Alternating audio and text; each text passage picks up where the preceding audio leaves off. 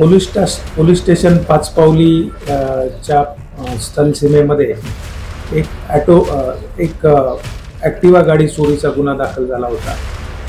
यामध्ये युनिट 2 पथकातील पोलीस हवालदार महेंद्र सडमाके यांना आरोपीबद्दल माहिती प्राप्त झाली होती।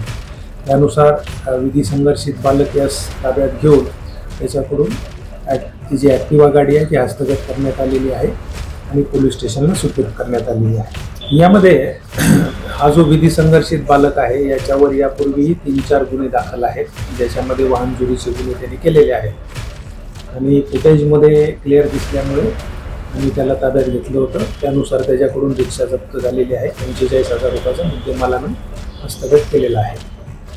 यामध्ये युनिट 2 पथकातील API श्री गजानन तांबारे, त्याचप्रमाणे महेंद्र सडमाके, राजेश तिवारी, त्यानंतर शैलेश जांभूळकर, सुनील कुवर, संदीप पांडे आणि कमलेश गेहलोत यांच्या पथकाने ही कामगिरी केलेली आहे।